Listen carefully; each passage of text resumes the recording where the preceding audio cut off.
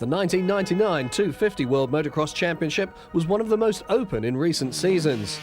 With Marnix de Vos one of the pre-season favourites after switching from Suzuki to Kawasaki, perhaps the time had come for the Belgian to become world champion. Hello, my name is Marnix de Vos. I'm riding for the team of Kawasaki Winfield. I'm 29 years old and my goal is to win Grand Prix as much as possible and be world champion. The votes have been joined at Winfield Kawasaki by Pit Beirer, who was also trying to lose the tag of Nearly Man. Beirer also entered the 99 season confident that he could become #1. Hello, my name is Pit Beirer. I'm racing for Kawasaki Winfield. I'm 26 years old and the target this year is to fight every GP for the win, and then I will be there at the last race to fight for the World Championship. Following champion Sebastian Tortelli's move to America, Kawasaki was starting over with 2 new riders. And with Yamaha having moved its team to the 500 class, their hopes lay with David Vilman. The Frenchman had moved up for the 125 class to try his hand in the 250s. But the rider nicknamed Cobra by the French fans was not among the pre-season favourites. Another Frenchman in the 250 class was Michael Maschio. He was joined by Italian Alex Bellametti on Magic Bike Yamaha. But Honda was well placed before the season started with Stefan Everts and Frederick Bolle. Bolle learned valuable lessons from being teammate to Everts at Radson Honda. But he'd have to put that knowledge into practice to become a champion. And Bolle was to become Honda's main hope when Everts suffered a pre-season knee injury, which was to keep him out for several months. Stefan was coming down the hill, which he did every lap obviously, but he was getting quicker and quicker. And then all of a sudden he was going over some braking bumps on this particular lap, which he was going really fast.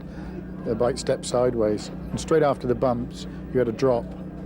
So Stefan went over the drop, but he went over sideways.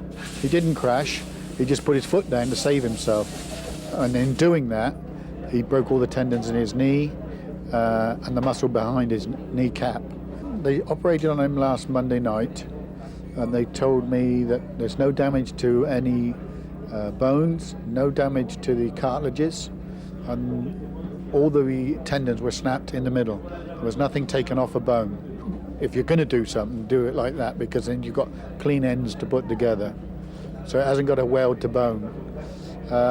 As for coming back, the original thought was 6 months from the doctor. Stefan's own words to me this morning was, "I'll be back quicker than they think." So the championship was wide open going into the first Grand Prix, with any one of a number of riders capable of taking the honours at Talavera, with most pressure probably on Bolle after the Everts injury. Taking a win in the first race in Spain would ease some of that pressure. Beirer was also looking to reign in Spain, where the fanatical fans always make for a great Grand Prix, which added to the atmosphere as the new season got underway. The first step to victory was getting a good start. So it came as a real surprise to the Talavera crowd when South African Colin Dugmore put his Suzuki into first place off the start. But it came as no shock that Bolle was quickly putting Dugmore under pressure, trying to put distance between himself and the other contenders. Dugmore was doing his best to stay at the front, but it only looked like a matter of time before Bolle snatched the lead. Dugmore was hanging on grimly and still had the advantage at the end of lap 1. Bolle was trying really hard to make his way past, and he clearly had the advantage of power, riding a factory Honda compared to Dugmore's privateer Suzuki. Could Dugmore hold on for a second lap? This battle was taking Dugmore and Bolle clear of the field, and that can only have been good news for the Frenchman as he made his move. Now Bolle needed to open a gap over the chasing pack. And that's what the Frenchman set about doing, looking every inch a true successor to teammate Everts in this sort of form. But things were starting to look a little bit tougher for Bolle when Beirer became the second rider to pass Dugmore. Maschio was well placed in this opening race, but American Grand Prix newcomer Ryan Hughes was also making progress. The Pamo Honda rider was clearly enjoying the wide open spaces and sweeping turns of the Talavera track as he blasted his way past Maschio. Dugmore was next if the American was to open his Grand Prix account with a place on the podium. First he had to consolidate his move on Maschio, and that wasn't going to be easy with the French rider showing he wasn't out of his depth after moving up to the 250 class. Hughes clearly had a great passing line, and he repeated the move used on Maschio to go past Dugmore on the next lap. It was turning out to be a great World Championship debut for the American who'd quit America after losing his factory Kawasaki ride.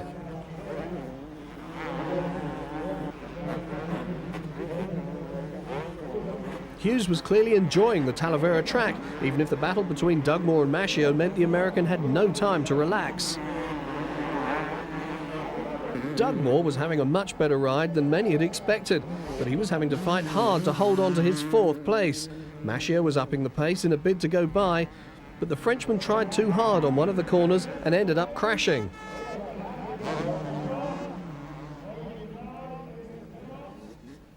Byra was in a lonely 2nd spot after Bolle had managed to get away, but it was still a good way for the German to start the season. Byra's teammate Bavotes wasn't having such a good time of it. The Belgian rider found himself involved in a battle between British riders Mark Eastwood and Paul Cooper.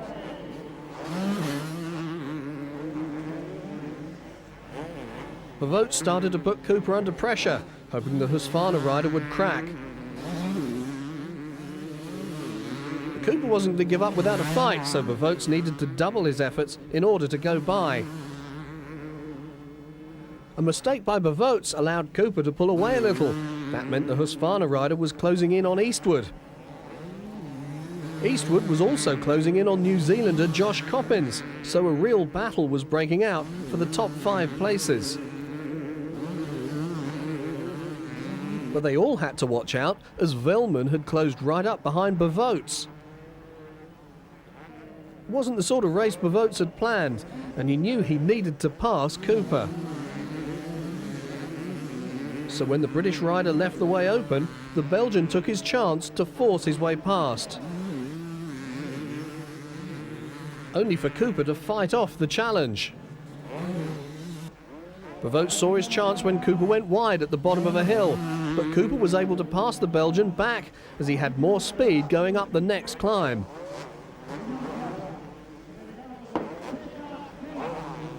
Bavotes wasn't going to give up the fight and saw another chance on the very next lap. This time the Belgian was able to make the pass stick. Vilman was the next rider to go past Cooper, and they both gained a place when Eastwood fell off in one of the downhills. Coppins took 4th place from Dugmore as the South African got tired. The New Zealander had done better than his teammates on the Winfield Suzuki team, Brian Jorgensen having crashed earlier.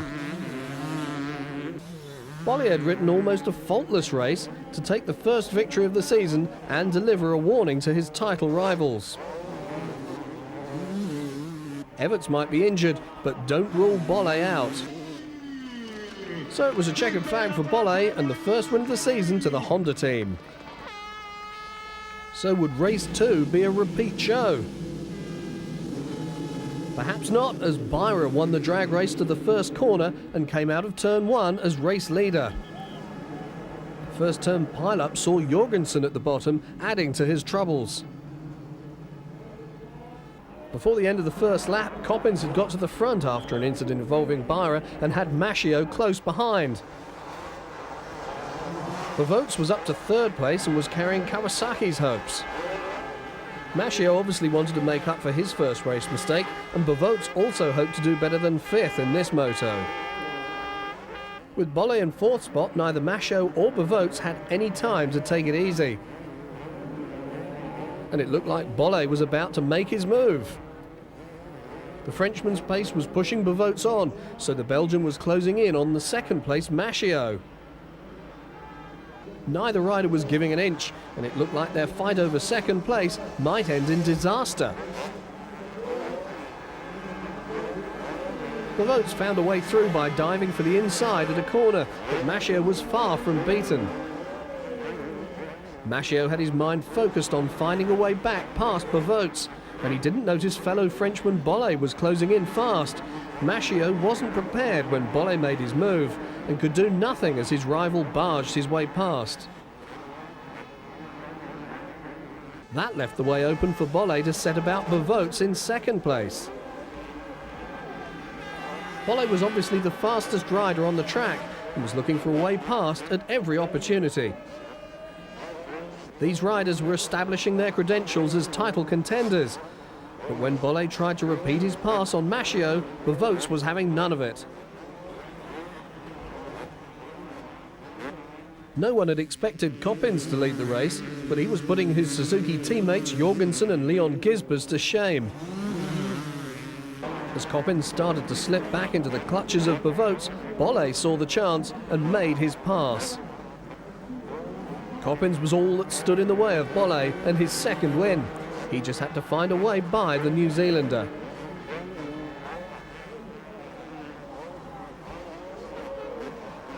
Bolle made it look easy as he took the inside line away from Coppins, setting the Frenchman up for a double win.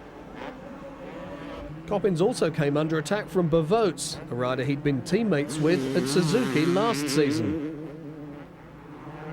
Bavotes had learnt something from watching Bolle pass Coppins. The Belgian made his pass in exactly the same spot, relegating Coppins to third. Hughes was finding it tougher in race 2, but was making his way rapidly into the top 4. First he had to deal with Dutchman Leon Gisbers. And that's exactly what the American did as he executed a perfect block pass on Gisbers.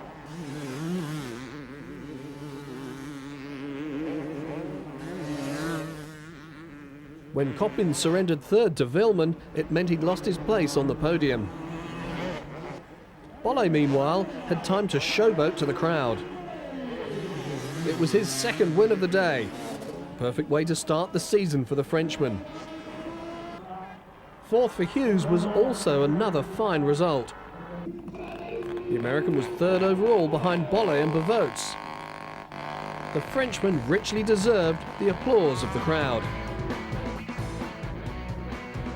A maximum 40 points put Bolle at the top, with Bavotes taking second overall. Hughes, Byra and Vilman completed the top 5. Round 2 took the championship to Greece. But overnight rain had left the megalopolis track in far from perfect condition. Not that that was going to stop the world's best 250 riders. At least it wasn't raining during the race. The race took on a familiar picture as the pack went through turn 1, Maschio taking the lead ahead of Byra and Bolle. As Maschio continued to lead, Jorgensen slid out of contention. Byra wasted no time in getting by Maschio, but Vilman also had displaced Bolle. Byra was on the dry racing line and set for victory, as everyone else would find it hard to get by on this track. Vilman proved passing was possible with a slick move on Maschio. But Maschio fought back with a high leap. Bavotes and Bolle both found themselves trying to make up lost ground on the leader. Byra had the best of the conditions, a clear track and no mud in his face. Bolle worked his way up to Vilman. The Frenchman became involved in a fierce battle for the advantage, Bolle taking third from his countryman before Vilman fought back. Both were fast closing in on Bavotes in third.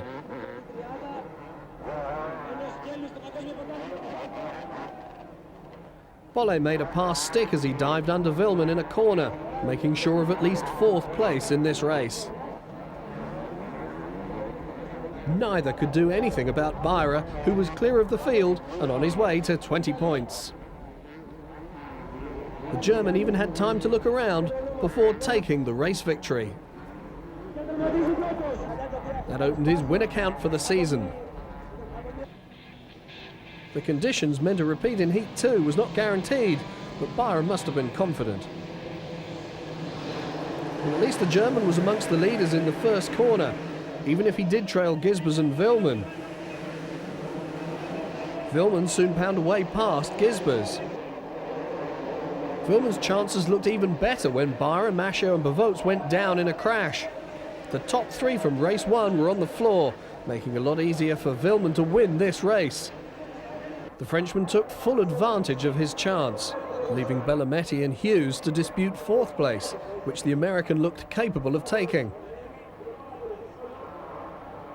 Gisbers was doing his best to hold on to 2nd place. Molle was the man putting in the challenge, and he looked set to move up to 2nd place. Gisbers couldn't hold the Frenchman off. Bavots was trying to make up lost ground after his crash on the first lap. Coppens was also fighting hard in his battle with Philippe de Pasquier and Remy Van Ries while on his way up to 5th. Cooper's hopes ended when he fell from his Husqvarna. Hughes was to follow Bolle with an attack on Gisbers. The Dutchman was about to lose 3rd place as the American took his line away and raced clear of the Winfield Suzuki man. But this battle was far from over. Gisbers wasn't going to give in and set his sights on passing Hughes back. The American made a mistake and Gisbers was through, only for Hughes to try and pass him again. Hughes went for a pass in the same place that Gisbers had used previously, but they touched over a small jump. Both riders were sent crashing to the floor, and it was Hughes who was quickest to recover and get going, but he lost the place to Bellometti, who almost sent the American flying again. All this meant little to Vilman. The Frenchman was busy lapping slower riders on his way to a race win. Bolle was also looking good for 2nd place, which would keep his championship challenge well on track, keeping the Frenchman at the top of the table. Hughes had enough speed to recover from his crash by taking 3rd back off Bellometti. Vilman was on his way to his 1st race win of the season, making him the 3rd different winner so far. And he was able to take it easy on the final lap, leaving him with the time to enjoy his victory to the full. Bolle was able to coast home to 2nd place. Vilman had deserved a cooling drink. Hughes had done well in only his 2nd Grand Prix. Vilman, Bolle and Maschio made it a French 1-2-3.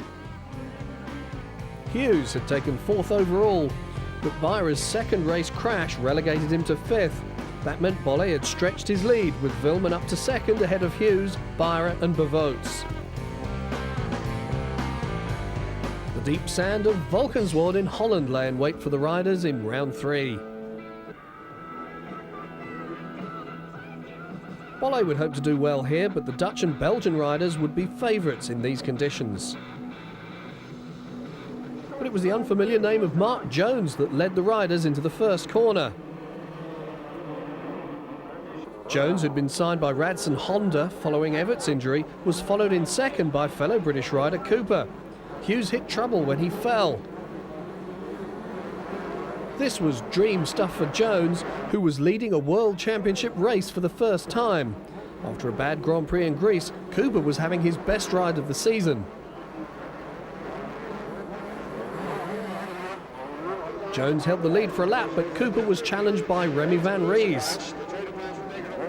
Jones was showing no sign of nerves, the Welshman repaying the faith shown in him by the Honda team.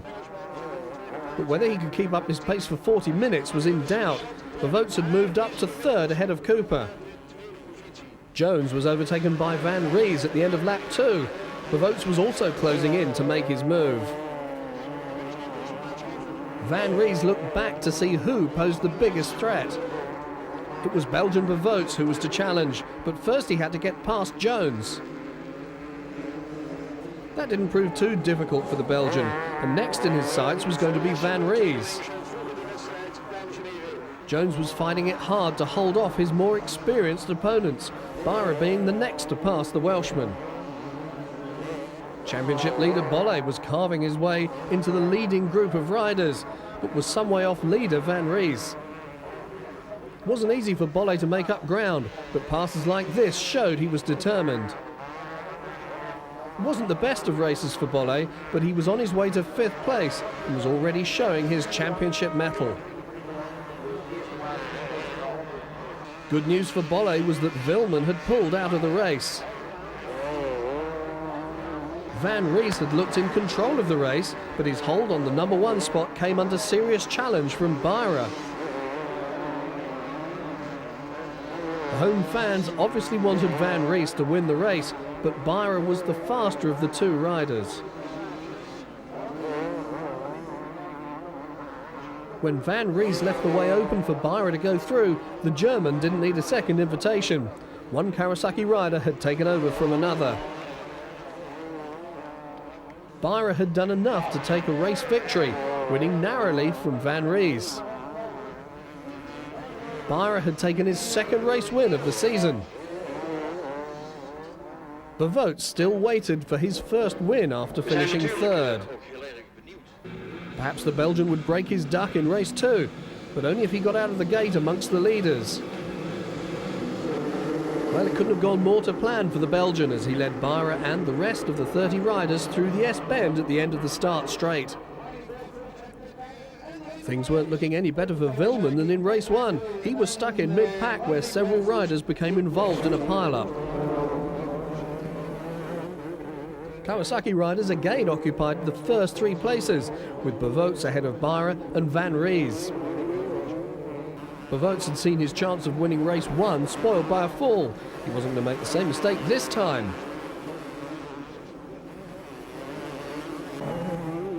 Any hopes Van Ries had of another podium finish were coming under threat from Bolle. The Dutchman was doing well in his home Grand Prix, but the Frenchman also showed a liking for the deep sand of Valkenswaard. But passing Van Ries would be a lot harder for Bolle. And the Frenchman couldn't afford to make mistakes, as he did here when he lost valuable time on Van Ries. Van Ries and Bolle were setting such a pace that they caught up with Beyer, making it a real scrap for 2nd. But Van Ries couldn't find a way past Beyer. As the battle raged on, any one of the 3 riders could take 2nd. Bolle made the first move when he passed Van Ries. But the battle was far from over. Van Ries fighting back at Bolle. In the next corner, Van Ries was able to reclaim 3rd place as he powered his way past Bolle.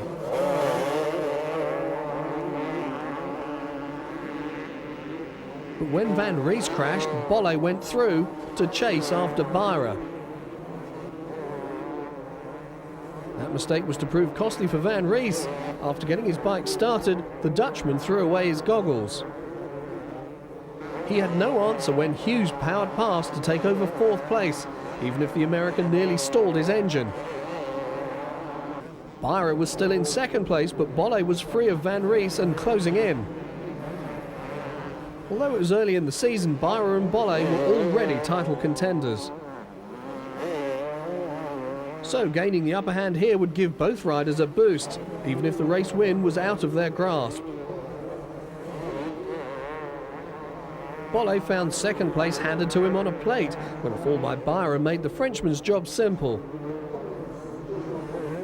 Bevoot had also found the going easy, but he'd set up his first race win of the campaign by making a good start and staying out of trouble, and was able to take the closing laps of the race easy on a track where he'd enjoyed success in the past.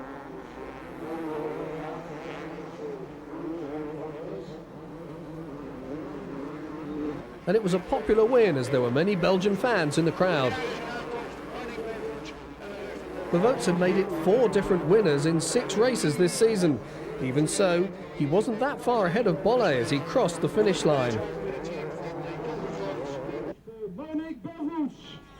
Bevoot made the most of the applause. Bevoot took the overall victory from teammate Beyer because of his 2nd race win.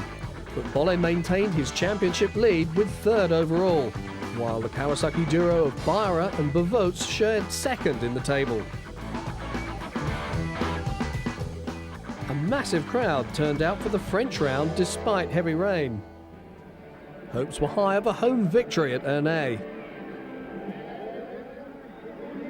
Vilman was the obvious choice of the fans, even though he'd failed to score a single point in Holland. But it was Maschio who looked well placed off the start. Even if the Frenchman wasn't leading, he'd put his Yamaha into second behind Bavotes after avoiding any trouble. Bavotes maintained his lead over Maschio with Beyer and Bolle rounding out the top four. Maschio saw his chance at the top of Ernay's long hill and went for the inside. The French rider was in no mood for second best as he went to the front. Even in these muddy conditions, Maschio was starting to pull away from Bavotes. Behind these two, championship contenders Bolle and Beyer were having a battle of their own.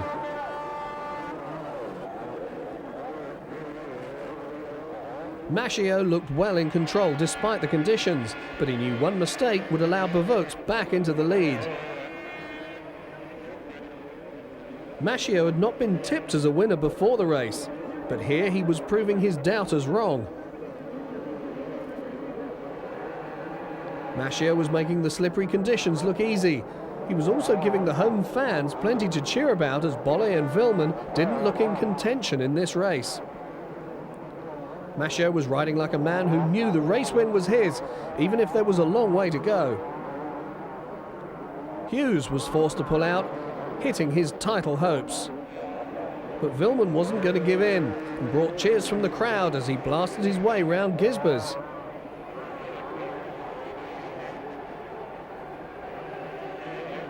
But when Vilman tried to go past Bolle, he found he had a fight on his hands. If Vilman wanted to pass his countryman, he was going to have to work a lot harder.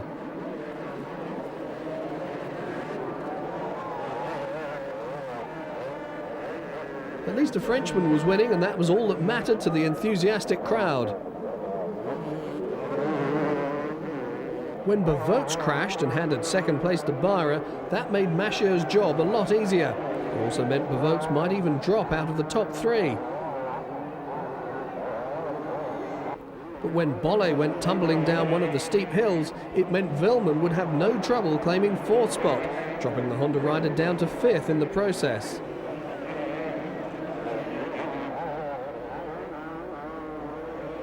Maschio looked in little danger of falling as he rode an almost perfect race. With the race nearing its closing stages, Vilman was making a strong challenge for third place. Could Bavotes hang on? The fans were willing Vilman on as he visibly closed the gap on the Belgian. Despite a late charge by Beyer, Maschio was able to celebrate a first 250 Grand Prix race win, and in front of his home fans. That was a real tonic for the French spectators, who'd endured heavy rain but were rewarded with a home win. But there was no guarantee of a French winner in race 2.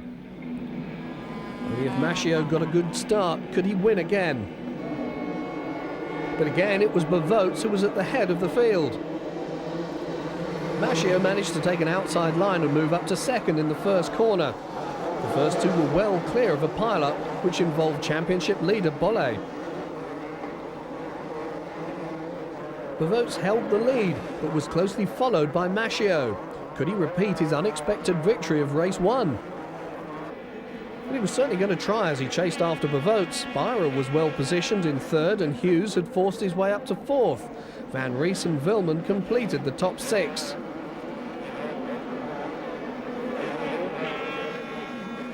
Jorgensen struggled to cope with the muddy conditions. Bavotes still held sway, but Maschio was trying hard to get on terms. Bavotes found himself clear after Maschio slipped off. That left Maschio fighting it out with Hughes and Vilman.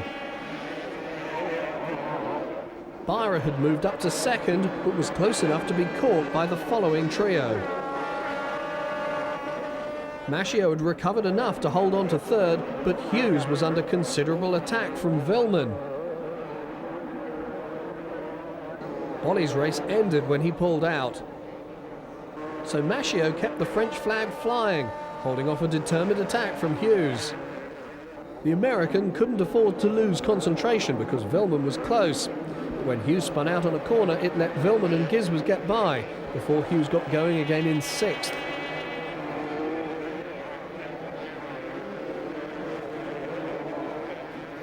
Mashio still looked a safe bet for 3rd place, provided he didn't make any mistakes. But when he fell off in a corner, he was made to pay by Vilman. As the Cobra pounced, he added insult to injury by hitting his rival's bike as he went past. Hughes was doing his best to make up for his mistake, reeling in Gisbers in a bid to make up lost ground. There looked no way through for the American, but when Gisbers overshot a corner, it was all the encouragement Hughes needed. Hughes had ridden well during the muddy Greek Grand Prix, where he'd also got the upper hand over Gisbers in the 2nd race. But another mistake by Hughes let the Dutchman by once more, spoiling all the hard work the American had done. Vilman had closed right in on Byra. Time was running out for the Frenchman to make his bid for 2nd place. He needed to make his move quickly if he wasn't going to miss out. Maybe it would take a mistake by the German for Vilman to get by into 2nd place. But with the French fans roaring him on, Vilman looked for the smallest gap in order to make his pass. Mashio's race got worse when he fell again. Then things got even worse for the Race 1 winner. He found himself being lapped by Race 2 leader Bevoets. In the end, it turned out to be a comfortable win for the Belgian, who also took the overall. That made it 2 Grand Prix wins in a row for the Kawasaki rider. Vilman took 2nd place and Byra 3rd. So that meant at least one home rider would make it onto the podium for the overall.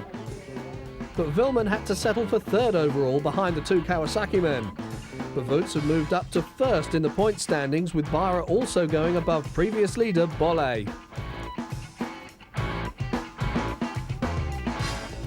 Byra took the first race win in Venezuela from Bevoets and Bolle. But things were different in race 2, even if Bolle was made to work hard for his race win this time out.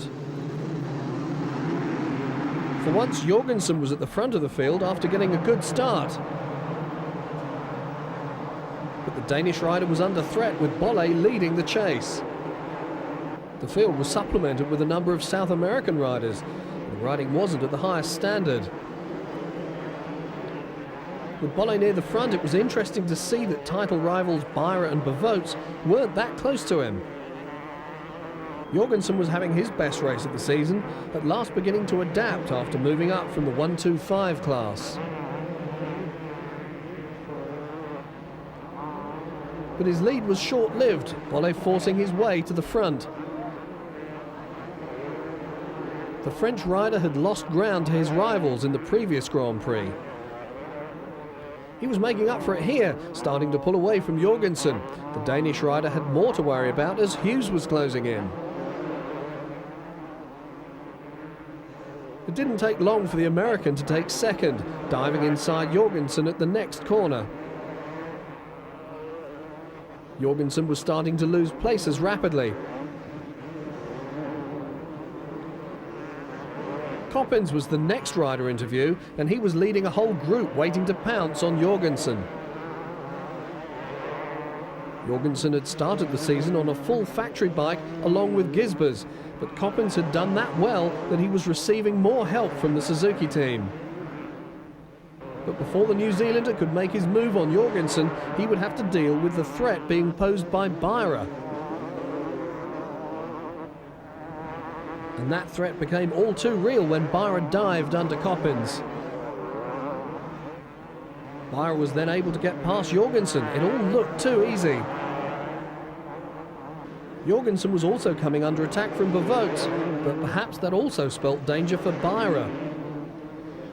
Jorgensen at first managed to hold off Bevoets, but it wouldn't last. The Dane left too wide a gap and Bevoets went by where Hughes and Bolle had. That left the way open for Bevoets to chase teammate Byra. Both men gave it everything in the battle of the Kawasaki's. Bavots made his move when he managed to get the inside line, holding off Beyer as the German fought back. But Beyer was forced into making a mistake. Bolle was clear of any trouble and free to take his first win since Spain. Second place was to be best result of the season so far for Hughes. But there was no stopping the Frenchman. Bolle was the victor, and he was delighted to get back to winning ways. The two podium finishers gave him the overall win in Venezuela. Beyer and Bavots kept up their challenge with consistent finishes. Things were tighter in the standings, with 8 points separating the top three.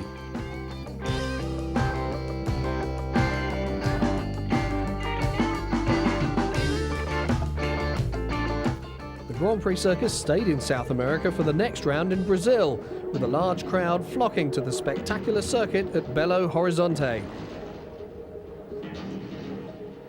But hopes of a home victory were slim. The fans had come to see the world's best.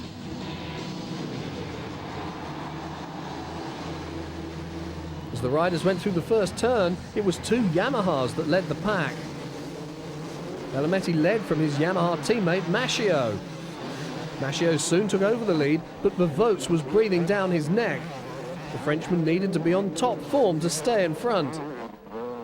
But the Frenchman had tasted victory at his home Grand Prix and clearly wanted more of the same here in Brazil. Maschio's hold on the lead didn't last long. Bavots was in determined mood and wasted no time in going to the front.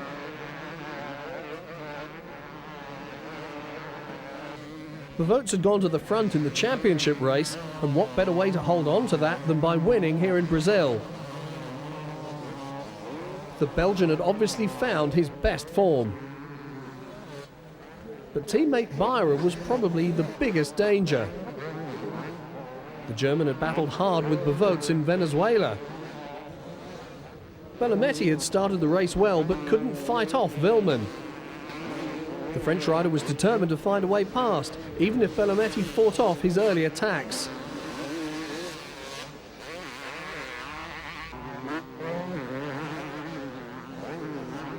Vilman just kept on mounting more attacks, hoping the Italian would crack under the pressure. And that's just what happened, allowing the Frenchman to go through. But Vilman didn't have time to relax, as British rider Justin Morris was also showing well on the Italian TM machine. But when Vilman made a mistake, stalling at the bottom of a hill, it allowed Bellometti and Morris to get past. Hughes also got past Vilman, who was in danger of being caught by Gisbers and Bolle. Bellometti had pulled away from Morris, who was under attack from Hughes. The American found a way through. Then he set about chasing down the Italian rider. Hughes made it look easy as he swept underneath Bellometti. Bolle also set about trying to close down Bellometti after finding a way past Morris. But the Frenchman tried too hard, getting too close to Bellometti and just avoiding what could have been a very nasty crash. Coppins had got by Morris and Vilman was closing in. Maschio was riding a lonely race but looked good for a podium finish. All he needed to do was avoid any silly mistakes.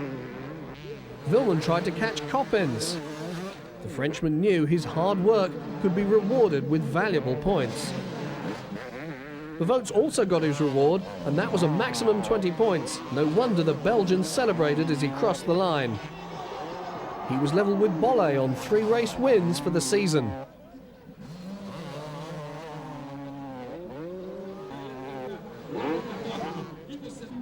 A win in race 2 would mean a great Grand Prix for Bavots. With Beyer and Bolle not on top form, Bavots needed to press home his advantage. The Belgian made the most of a good start. He took the lead as the pack flew over the opening set of jumps. But with Vilman in second place, there was no time to relax. Perhaps this race would be tougher for the series leader. A quick look over his shoulder showed Bavots that he and Vilman were pulling clear of the field.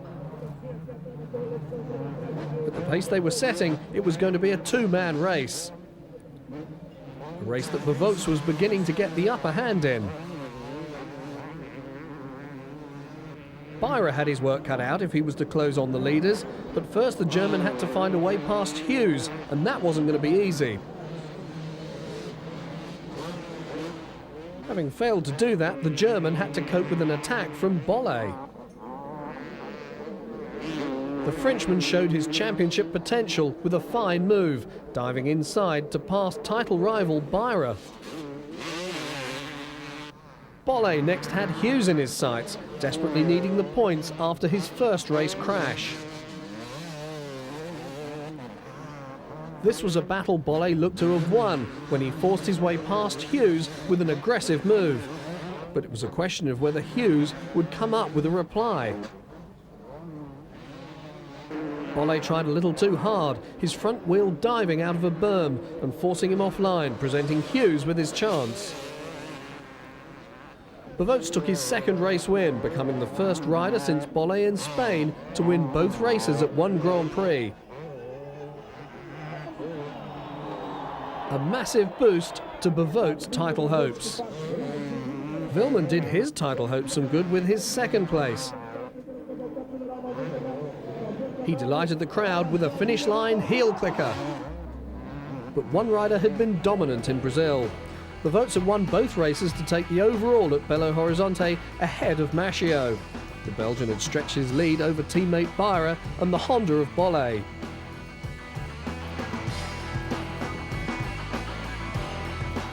Round 7 saw another muddy race, this time at Fox Hill in England. Despite the bad weather, a large crowd turned out hoping for a home victory. But that would need a vast improvement from the British riders. Or the conditions would have to play a big part. None of the British riders led out of the gate in race 1. That honour fell to the Dutch rider Van Ries, but Jones was close. Van Ries held the race lead for the first lap. But Jones took over the front when the Dutchman made a mistake, almost losing total control. That meant the Welshman led a Grand Prix for the first time, leaving the world's best trailing behind him. Mark Eastwood's race wasn't going so smoothly. And his teammate Jones literally threw his lead away, allowing Van Ries back in front and several other riders to get by. Van Ries looked to be enjoying the conditions as he set about building up a lead. Welshman Neil Prince wasn't faring that well. Even Van Ries had his own share of problems. At one point he was forced to go outside the tapes when getting offline, when going over one of the jumps that allowed Vilman to close in.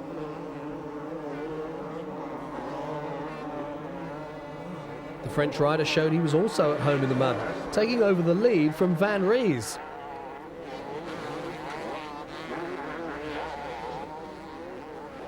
Byra had recovered from a less than perfect start, working his way past Morris, who was so far holding his position well, but could the British rider remain in such good company? A fall in the mud meant Bavots wasn't enjoying himself. Like at his home Grand Prix, the Frenchman threw in the towel in race 1. Byra wasn't going to give in that easily.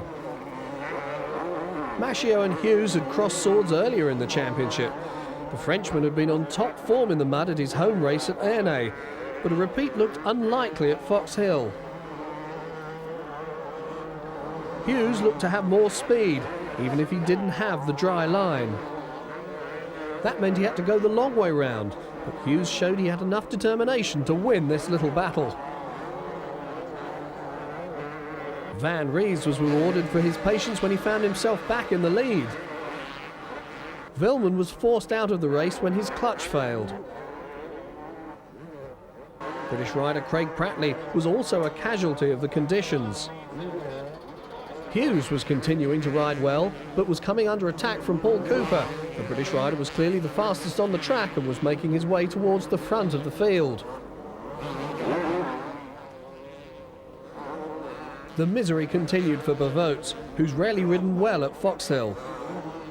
Despite the conditions, Van Ries held out for a well-deserved first win of the season. The Dutchman was clearly delighted with the result. Hughes held off Cooper to take second place. That matched Hughes' best result of the season.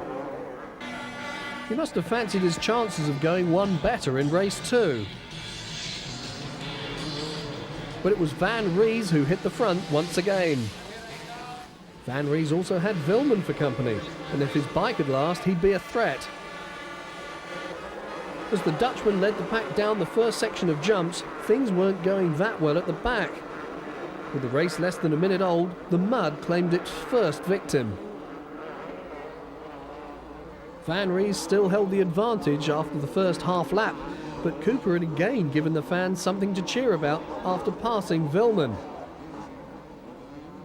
The Frenchman fought back, and it provided some spectacular racing. Vilman won his battle when he passed Cooper over a jump.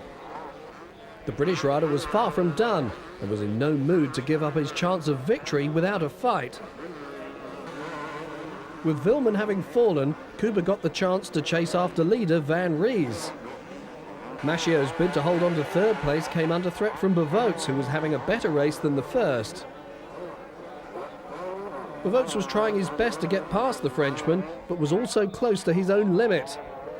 The Belgian's attempt to pass left him stuck in a corner, and that allowed Vilman to pull alongside and make a pass of his own. When Maschio crashed off one of the jumps, it gave Vilman and Bavotes the chance they needed. But Bavotes failed to make the most of it as he crashed into Maschio's bike. Bavotes wasn't halted for long. At the front, Cooper had taken the lead from Van Ries to give the fans plenty to cheer about. But with the conditions very difficult, the British rider's hold on first place didn't look too firm.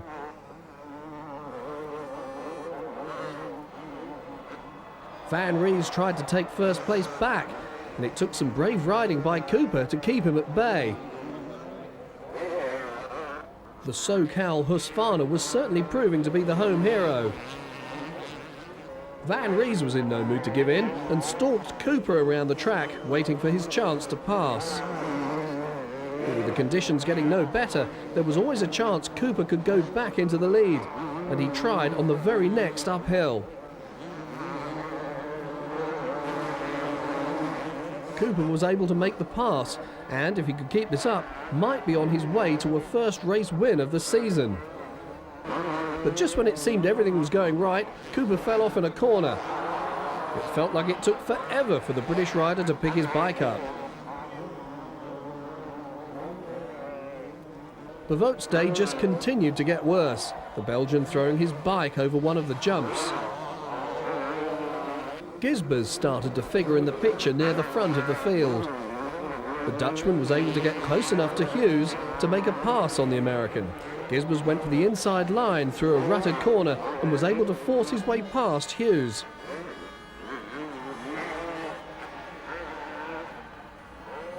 Vilman had benefited from Cooper's crash and moved up into second place.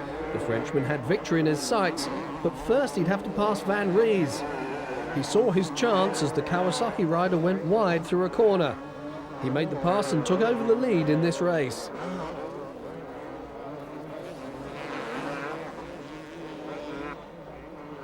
Cooper was in danger of being caught by Bolle, but when the Frenchman hit a fallen Dugmore, the danger passed.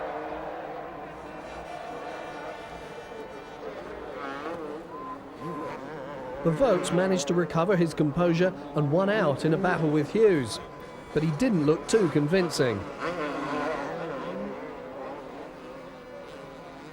Just when Bavotes thought it couldn't get any worse, it did.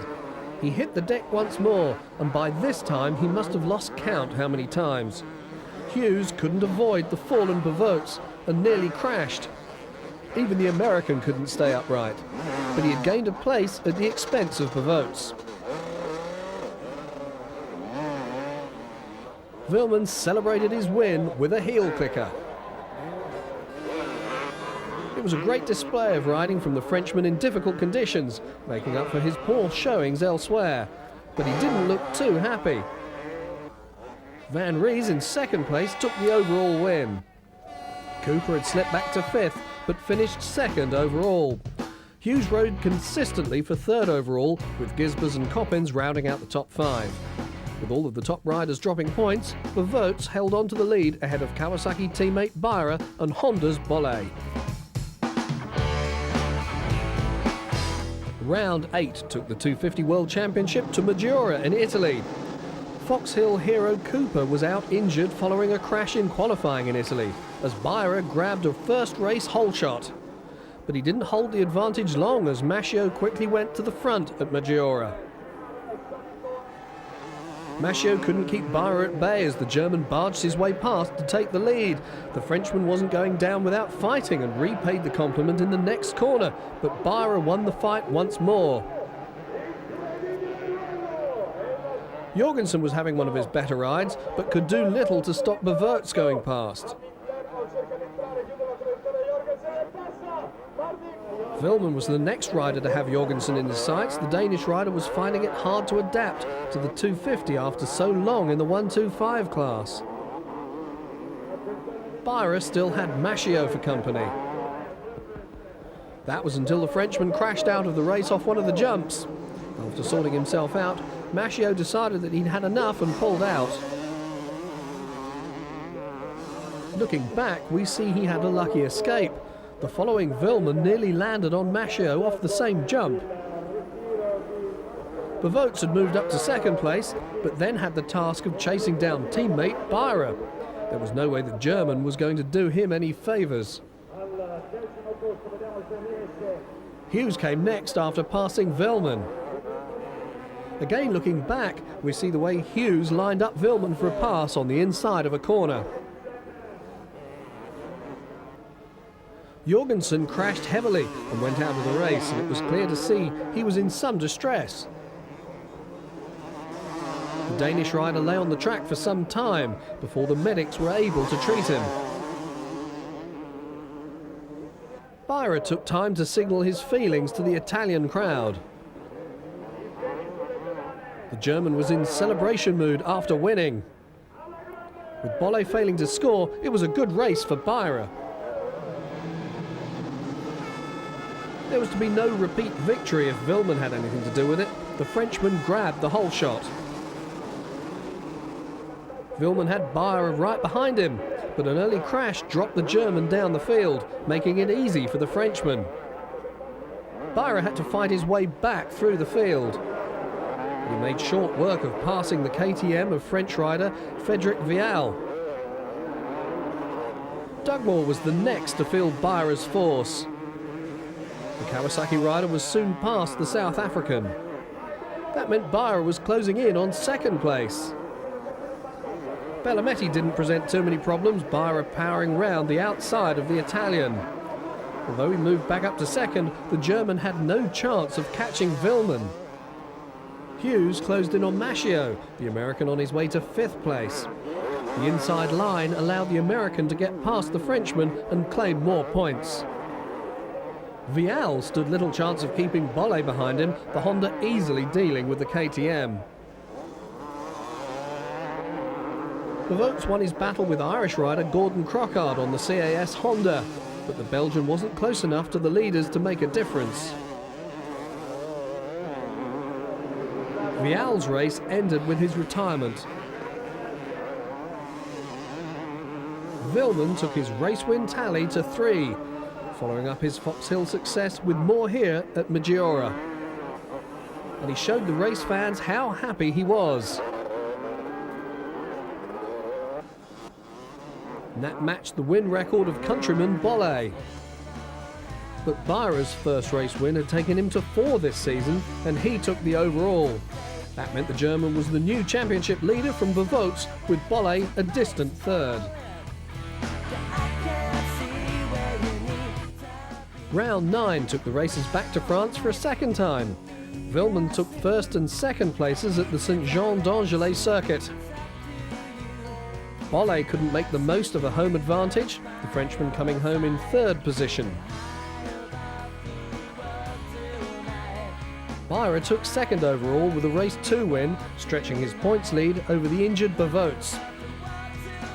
Confirmation of the overall results, with Hughes taking 4th overall and Maschio making it 3 Frenchmen in the top 5. Byra's lead at the top of the table was beginning to look vulnerable.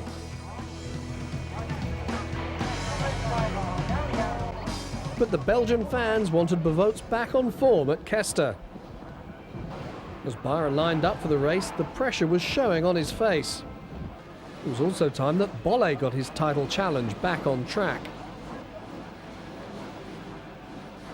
Byra had dealt with the pressure enough to make a great start.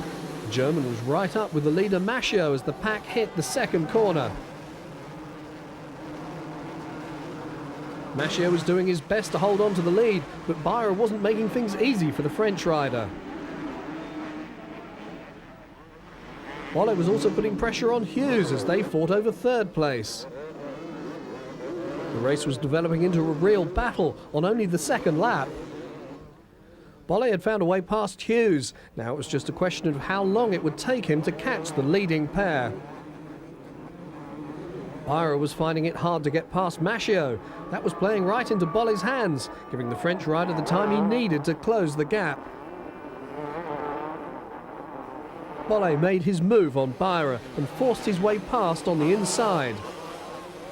That left the battle for the lead to be disputed by the 2 Frenchmen.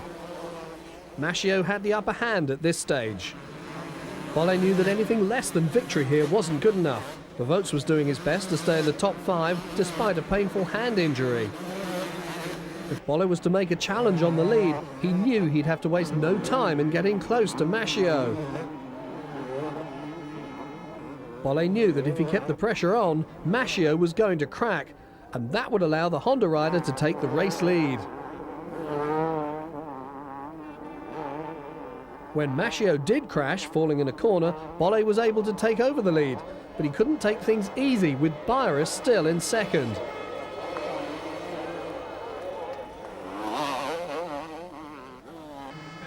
Bolle was getting a lot of support from the crowd, and that helped keep him at the front. Hughes looked safe in 3rd, with the brave Bevot in 4th. Bolle knew he needed to stay on 2 wheels if he had any hopes of wearing away Byra's championship lead. The German had his own problems to worry about, with Hughes and Bevot closing in. And with Bevot closing up on Hughes, the Belgian fans were getting excited about their hero's chances. Byra continued to hold off Hughes and Bevot, but this battle was soon to be joined by a 4th rider. Vilman was closing the trio down and wanted to have his say. What the home fans wanted to see was Bevot passing Hughes, but Vilman was a worry for the Belgian.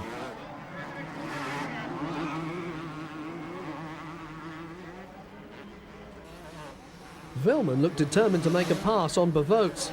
The Frenchman tried his luck into the first corner, but Bevot was having none of it.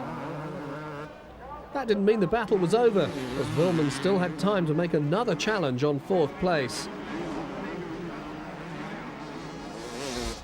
The focus switched back to Byra and Hughes, who were fighting over 2nd. Hughes had no chance of catching Bolle, but passing Byra would match his best result. Byra had a real battle on his hands to hold off Hughes. At least Bevot had dealt with the attentions of Vilman. The battle was still raging between Byra and Hughes. The American tried everything he knew, but it looked like the championship leader would be able to hold the upper hand in this encounter.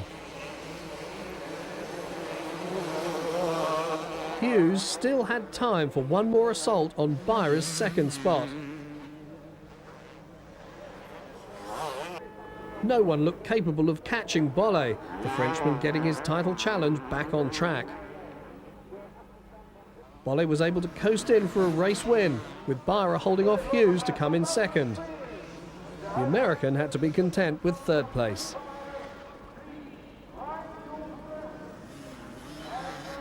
Bolle would want more of the same in race 2.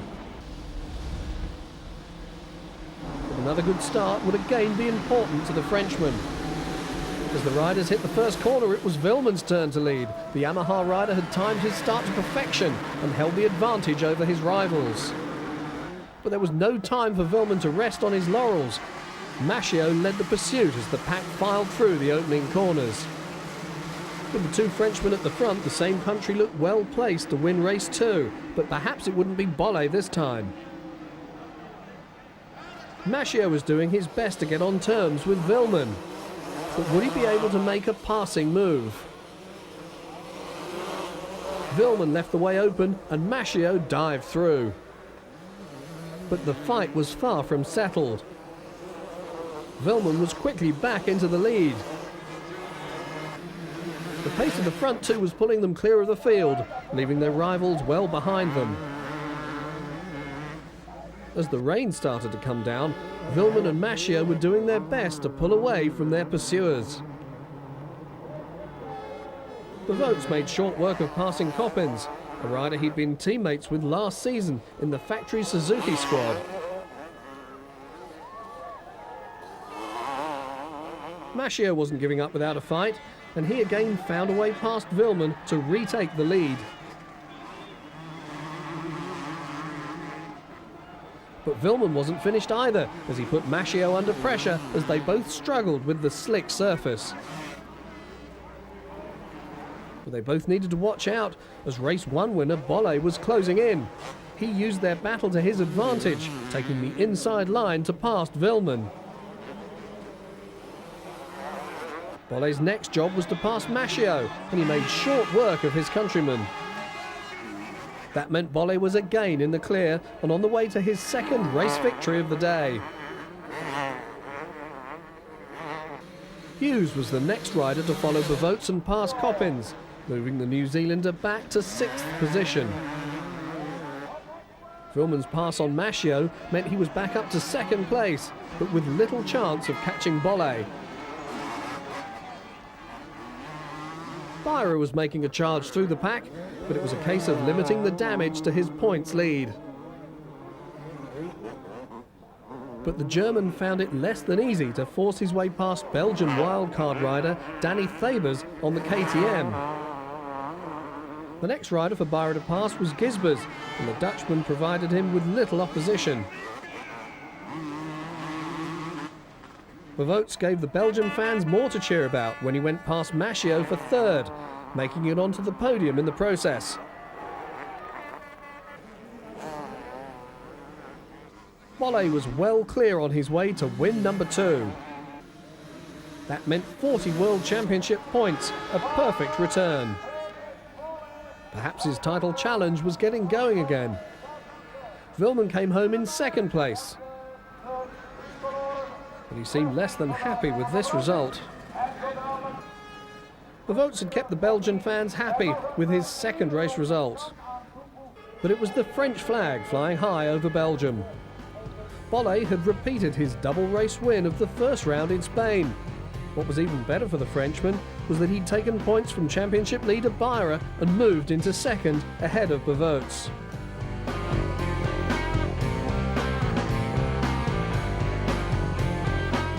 Overnight rain made the Jenin track difficult at the Czech round. But that didn't appear to bother the French riders too much. Maschio took the whole shot and led the race from Bolle and Vilman.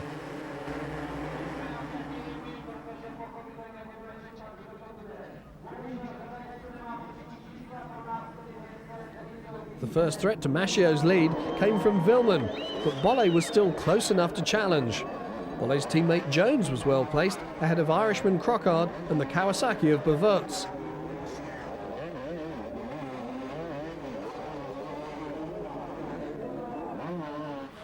A crash made life hard for TM rider Morris. Maschio continued to lead the trio of French riders, Vilman and Bolle keeping up the pressure. Vilman again paid the price of watching Maschio as Bolle went by. But that wasn't the end of the matter as far as Vilman was concerned. Maschio was soon to feel the pressure being exerted by Bolle. Although Maschio was doing a good job of holding off his countryman, Bolle looked capable of taking the lead.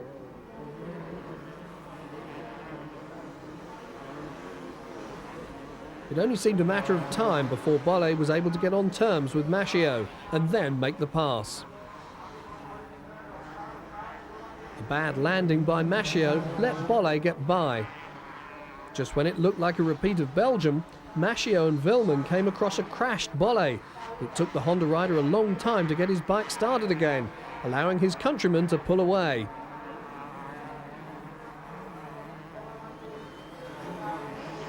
Maschio had found himself back in the lead, but Vilman wasn't about to let that last for long and took control of the race. So it was a race 1 victory to Vilman. But his chances of victory in race 2 would depend on a good start. That's just what Vilman got as he powered to the hole shot, looking back at Bolle as they hit turn 2. But a mistake by Vilman in that corner allowed Bolle to go to the front.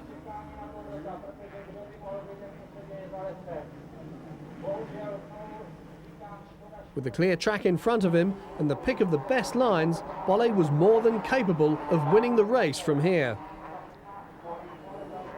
Vilman would have to settle for second place at best, but only if he didn't make too many mistakes. A crash by Maschio dropped him down the field, and he could only watch as other riders landed their machines on his bike. Byra was working hard in the conditions, moving up to 5th after failing to score in race 1. Vilman still held second, but his grip was far from certain. Gisbers had fought his way forward and looked to be a threat. Byra was making progress, but time was fast running out. Passing Jorgensen would mean more points, and everyone was valuable to the World Championship leader. When the Danish rider left the way open, Byra saw his chance and blasted his Kawasaki through to take 4th place. Bolle was setting the fastest lap times, pulling clear of the field. Even problems with lapped riders weren't going to stop the Frenchman winning. Bolle was looking better in every race. Bolle took the overall win from Vilman, and Jones took a brilliant 3rd overall with 5th and 7th places. So Byra's lead over Bolle had been reduced to just 13 points. Round 12 took the championship to Gdynia in Poland, where a new rider made his Grand Prix debut for the season. Championship leader Byra would also have to deal with Suzuki's new recruit, Michael Pichon.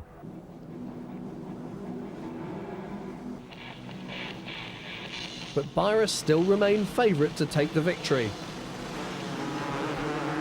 With teammate Bavot sidelined by his hand injury, Byra was left to carry the flag for Kawasaki. Maschio led the race from new Suzuki recruit Pichon. Hamo teammates Hughes and Dupasquier had crashed in the first turn. Looking back at the first corner, we also see that Bolle ended up on the floor. That left Maschio clear, but Byra was soon up to second. Maschio had won a race at Ernée, but it didn't look like he'd repeat that victory here in Poland. But Maschio would make Byra work hard for the lead. The German kept the pressure on Maschio, hoping he'd wilt under the onslaught. But the French rider had tasted victory once this season, and he wasn't going to just give way to Byra. The German would have to take the lead from him.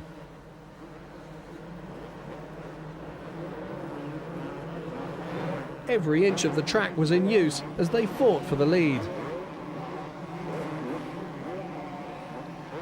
But Maschio finally gave way as Byra forced his way through.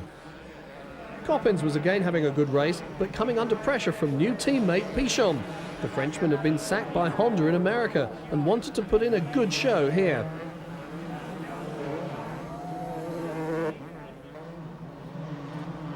But Coppens wouldn't give way, and Pichon would have to fight for the place. Pichon found a way past Coppens, and that took him up to fellow Frenchman Maschio. Maschio still held second place, but it was clear that that was where Pichon wanted to be.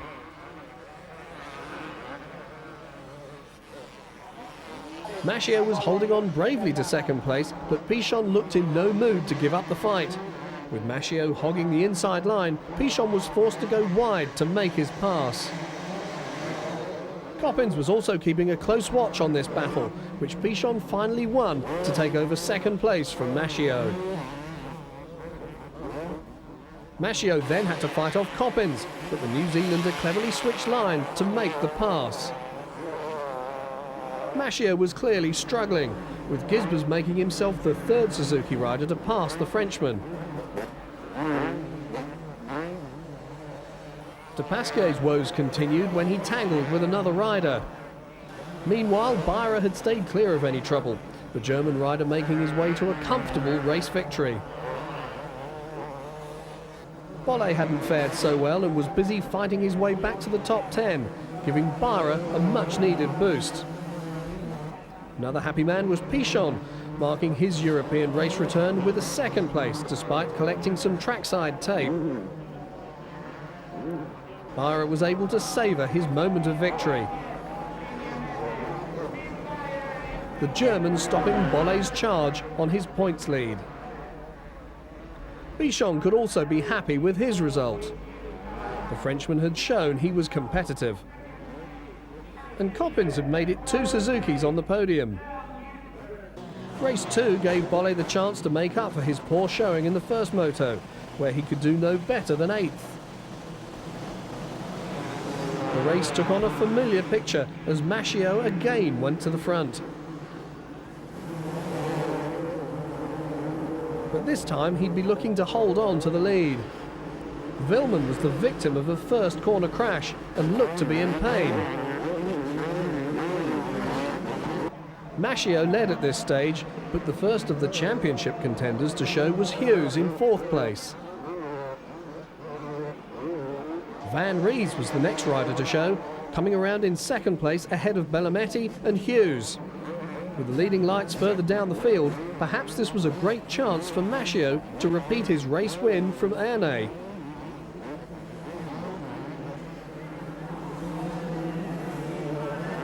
Van Ries was coming under pressure from Hughes, who also wanted that race win. When the American went second, he was closer to getting it. First race winner Beyer found himself stuck between the Suzukis of Coppin and Pichon, but when the German slipped off in a corner, he lost time and even more places. It would be hard for him to make it 2 race wins in Poland. Beyer found himself behind Pichon in this race, reversing their roles from the opening moto. But Beyer wanted it back the way it had been in Moto 1, and he was closing in for the kill and could see Bolle was the next rider in his sights.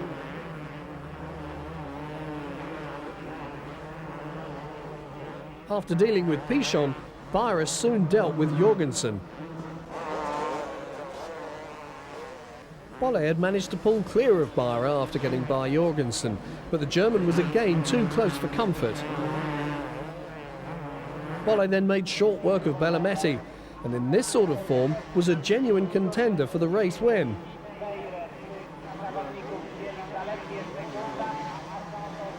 Beyer also made his way past Bellometti, keeping alive the German rider's hopes of repeating his race 1 win. Hughes had closed the gap right up on Maschio, making the American's first race win of the season a real possibility. When he went to the front, Hughes looked a good bet for the win. He only had to stay on his bike and the victory looked to be his. Maschio quickly found he had Bolle to contend with. Keeping him at bay wasn't going to be easy. When Bolle moved up to second, that meant there were Hondas in the first 2 places, as Hughes occupied first. Pichon crashed out of contention for a podium finish. Beyer closed in to take third away from Maschio. As hard as the Frenchman tried, he wasn't going to deny the World Championship leader. Hughes must have hoped he had the race win in the bag, but Bolle had other ideas, and the Frenchman cut the gap down to just a few yards. The American could do nothing when Bolle cut to the inside and took the lead. Bolle had deserved the victory after working really hard. Title rival Byra was lucky to stay in third after nearly crashing. For Bolle, there were no dramas near the end of the race, the French rider pulling away from Hughes in the closing stages to leave the American dejected.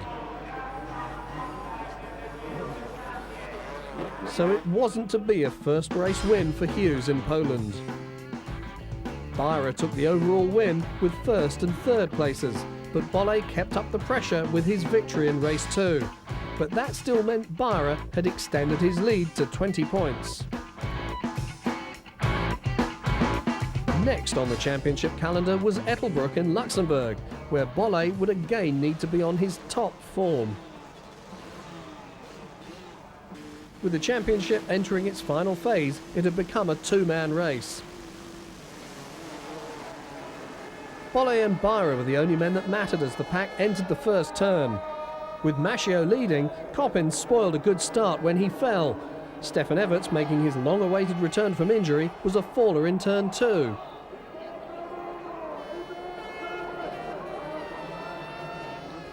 Pichon had forced his way to the front, but he was followed by fellow Frenchmen Maschio, Villman and Bolle. So it was a battle for national honour as well as the race lead. A battle which Maschio looked determined to win as he set Pichon up for a pass, but the Suzuki rider wasn't going to let him just go by. Pichon continued to lead from Maschio and Villman, but Bolle had dropped back as Byra started to come into view. Pichon gave it too much power coming out of a turn, and as his back wheel span out, Maschio took over the lead.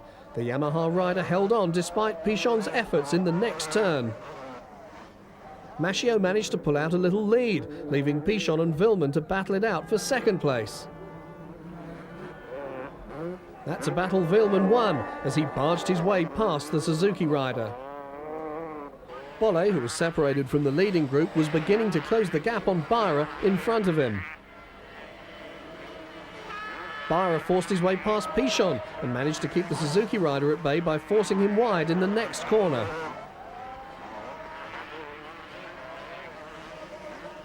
But as these two riders disputed third place, they couldn't have noticed Bolle closing in. Pichon's bike was struggling to find grip, and when the rear end slid out, Bolle saw his chance to move up to fourth.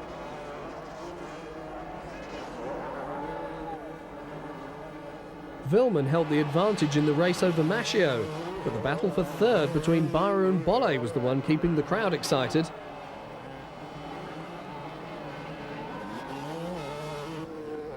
But both Byra and Bolle needed to watch out as Hughes was closing in on Pichon. Byra continued to hold on to third place, but if he made the smallest mistake, there was a whole group of riders behind him waiting to pounce. Bolle saw his chance in a slow corner to go by, and Hughes was now also in front of Pichon. Villman's lead was again coming under pressure from Maschio.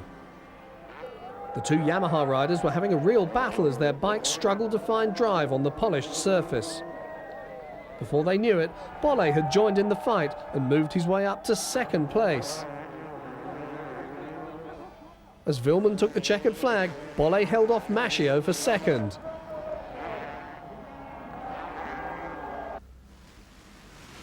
Bolle held the advantage over Byra in race 1, but would the German come back in race 2? Neither took the whole shot as Maschio led. But Byra was close behind the Frenchman and quickly made his move for the lead. It looked like the German was determined to win this time out. But Bolle was also determined to do well, and he showed just how much when he executed a slick passing move on Villman.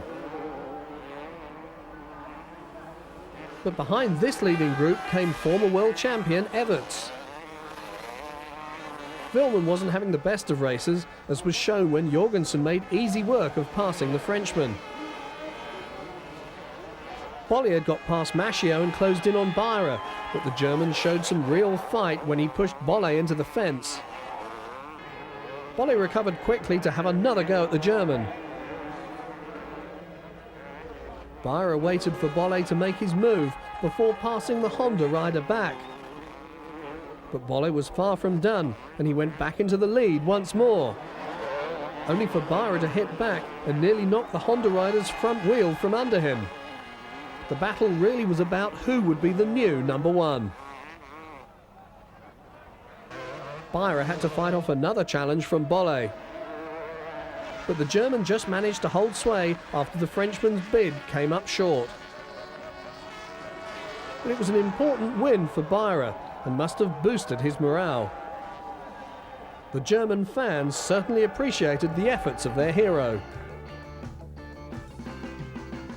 But Bolle took the overall victory from Beyer by just 4 points. That meant the gap was down to 16 points with just 3 rounds remaining.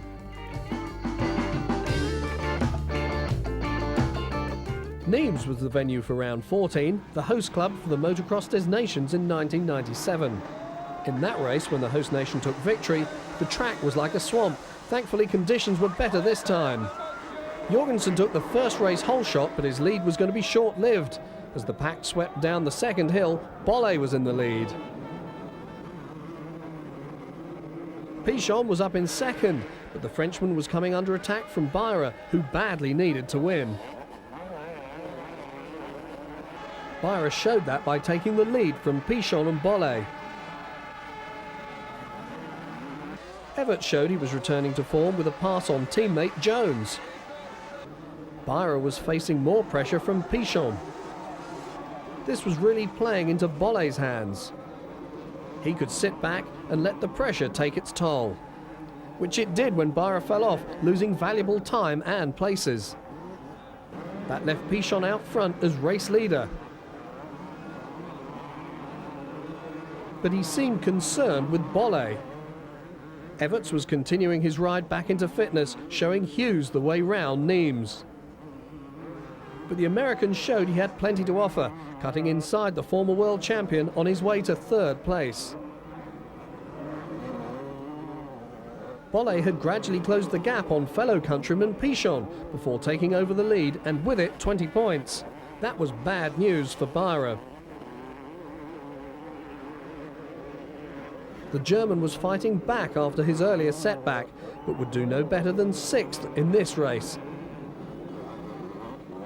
But Bolle was going to win. That was a great result for the Frenchman as he led home Pichon, Hughes and Everts. His world title hopes had been given a real boost, and he was now 10 points closer to Beyer in the title race, making the second heat even more important.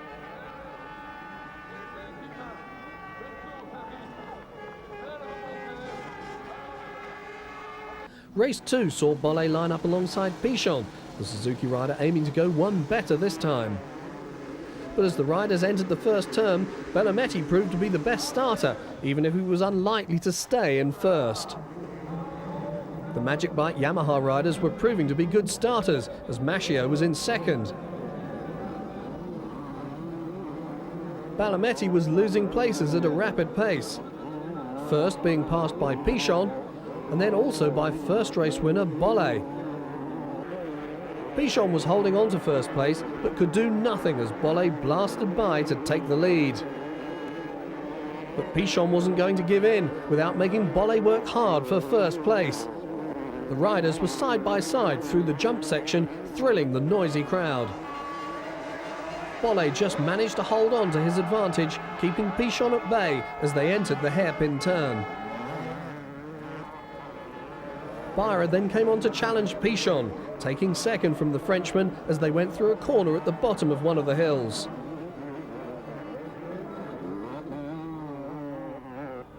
Bolle was out in front to make it a double win.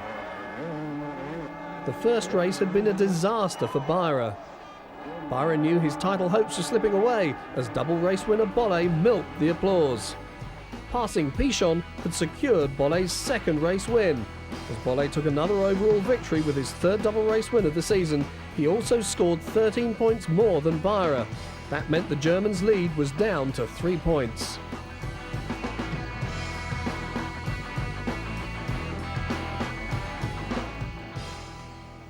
The German fans were out in force at Beyer's home Grand Prix at Geldorf. They knew Beyer needed their support if he was to win. With Coppens leading off the start, things weren't going as well as the German rider would have wished. He was involved in a first-turn pile-up, meaning that winning seemed a very remote possibility. Coppens had made the best start and was already starting to pull clear. When Bolle collided with second-place Bellometti, the Frenchman came off better and made his way into that second spot.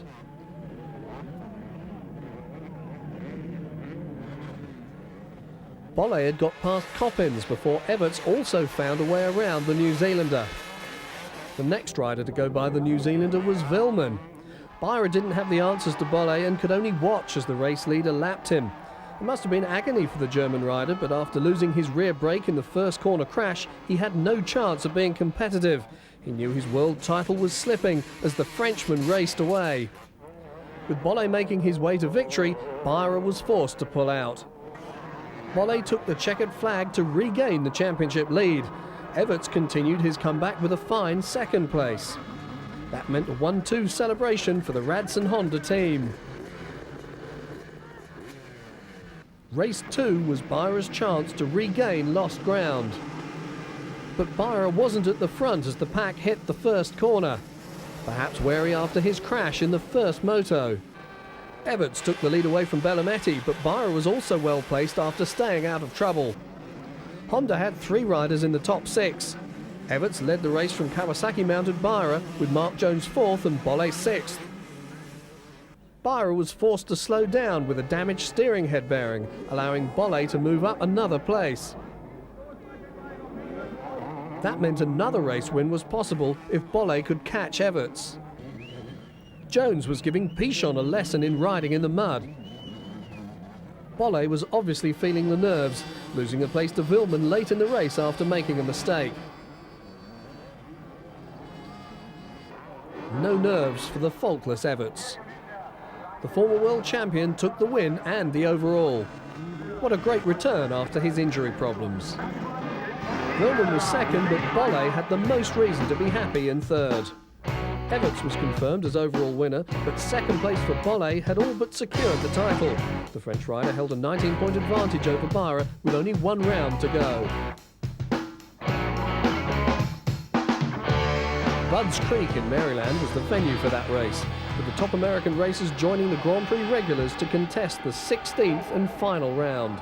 Some of the top American riders had been criticised for not contesting the race, but Honda's Kevin Windham was the most likely to secure a home victory after responding to criticism from Stefan Everts. The former world champion had hit out when several American stars pulled out of the race. Bolle needed just to get through the Grand Prix with points in the bag and the title would be his. Byra's chances looked a lot slimmer.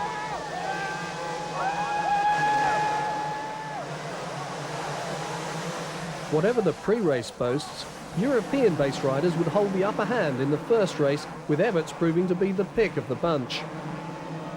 The Belgian rider secured a victory to further give proof that he was back to full fitness, and he led home Ryan Hughes. It must have been good for Hughes to finish second after having to leave his home country when he lost his factory ride with Kawasaki. The first of the American-based riders to finish was Windham, and he had been unable to rise to the challenge laid down by Everts in this race. As far as the championship was concerned, Bolle was doing enough to make sure he won the title. Byra took a few points back by finishing in 4th place, but Bolle's 8th place finish still meant he had a 14-point lead going into race 2.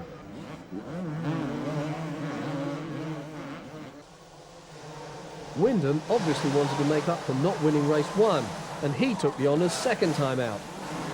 Everts could only manage 3rd place in this race and had to accept 2nd overall. Everts and Windham had matched each other's results, but Windham took the overall after winning the 2nd race.